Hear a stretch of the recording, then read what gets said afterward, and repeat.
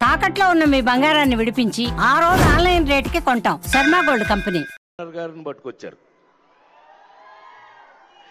ఈ David Warner నిన్ను cricket అది కాదు క్రికెట్ ఆడవయానంటే ఆట్లాడు దొగ్గమ్ముడాడు మామూలుడు కాదండి వీడు.